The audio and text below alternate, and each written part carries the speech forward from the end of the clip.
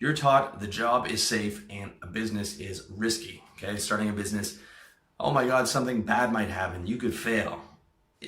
That's the first thing your family will say when you're talking about starting a business. Oh, isn't that sounds so risky, right? What does that even mean? It means that you might fail and you might embarrass yourself. Big fucking deal. The risky proposition is working a job, all right? A job you can get fired at any time. A job, your skills are not going to make it to your 60s. The skill set you have right now will not make it to your 60s. You're going to have to go through 3 or 4 different skill sets. You're going to have to go through 20 different fucking jobs to be able to retire comfortably, because that whole work one job, learn one skill set, work for a company for 50 years and retire with a gold watch is dead, is not coming back, and you can thank our overlords for outsourcing all that to Asia. A risky move is not starting a business, okay? It's ownership or nothing. That's it. It's ownership or nothing. But you start the smart business, you start a service-based business where you don't invest any money, except maybe your designation, and you just sell your time and you just pound out the phone and you get up to 6 figures. And worst case scenario, if it doesn't work out, you wasted some time. But if you sell hard enough, it'll work, all right? That's the risky fucking thing, is not having ownership. The risky thing is letting someone else control your revenue and not having ownership, not creating valuable products and services, okay? That's the way to get yourself into the poorhouse, all right? Next point, legal monogamous marriage and family is the only option. This is the extension of the good boy, the gentleman, the good employee. But just like with job security, the middle class script has not adapted to the current reality. And the current reality is you have a 50% chance of a disastrous fucking divorce hitting you in your mid 40s to early 50s after you've worked so hard to build up all these things, the house, the family, and all that, only to get it fucking slaughtered and taken away from you and having to start again in a studio apartment in a shitty neighborhood of town because you don't have any fucking money whatsoever. And no matter how hard you try to be a good husband, it doesn't matter, because 70% of divorces are initiated by women. Some of those husbands could have been bad guys, but some of them could have been good guys who were doing their best. You're not in control of the mechanism, right? Even if you say, I'm never going to divorce my wife, she can divorce you, right? So you don't have fucking control in that area, right? And you've given all your power to the government. You've moved the government into your personal life and said, like, here you go. I'm going to put all my assets up for grabs. 50% chance of that happening. And I'm going to let the government redistribute them how they see fit. And the way that they see fit in today's day and age is that it is going to the woman and the mother of your children. That's what's going to happen. All right. Also, if you're a player before you get married, if you're like me, or maybe you're just a high sex drive guy, no matter how hard you try to be good, you're a sexual being, okay? Very sexual. Survival and replication are your 2 primary priorities on this planet, evolutionary speaking. And the script acts like your sexuality does not exist, okay? For 50 hours a week at work, you're not a sexual being. You're not allowed to say one sexual thing. Everyone is working and acting like they don't want to fuck all the time, all right? It's a complete facade. And you're taught that players are shameful and juvenile and immature, and that the only way they'd be happy is the lifetime monogamous marriage, okay? But the truth is you can have happy, healthy relationships with multiple women, okay? Check my 3-part series on how to have healthy relationships. I've been doing that for the past decade and a bit. I have sometimes I'm in monogamous relationships, but for the most time I'm not.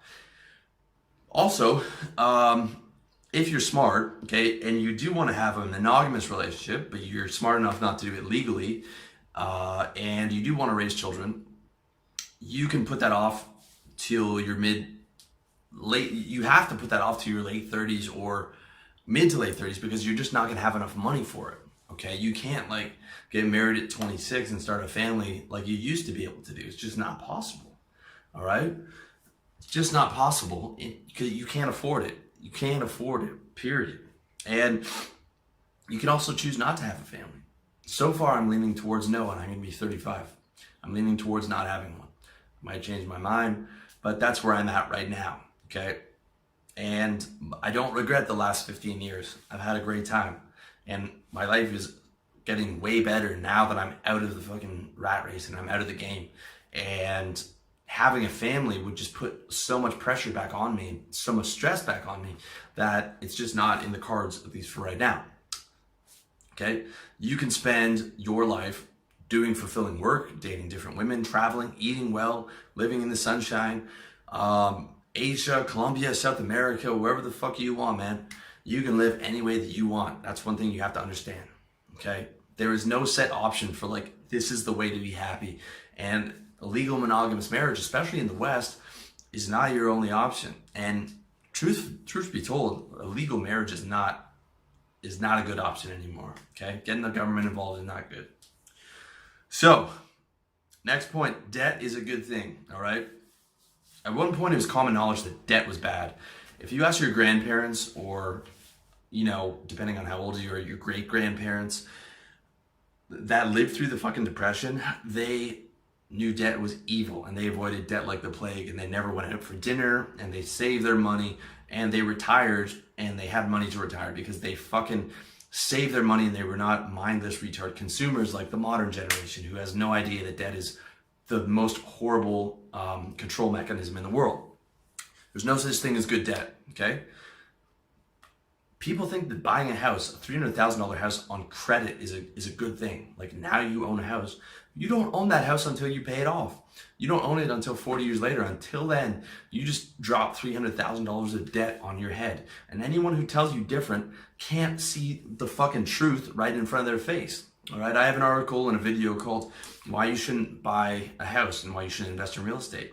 And there's a million retarded comments underneath that don't address the actual points that I made and have all kinds of rationalizations because they probably just bought a house.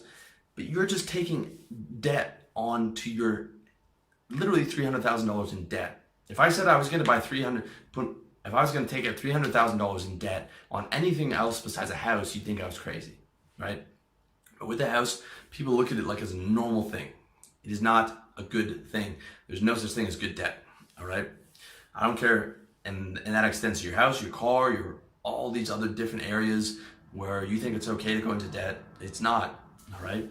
Debt will keep you a slave. If you're serious about getting out of the matrix, if you're serious about unplugging from that trap, if you are dying inside that middle class script, it is the debt that's keeping you there, okay? The debt is what's stopping you from being free. And the debt is what's stopping you from being able to save a lot of money and throw it into a business and build a perpetual money machine that will eventually make you fucking rich, okay? If you want to get comfortable in this world, you have to get rich. You have to be very valuable, all right? That's how it is. It's a nasty world, all right?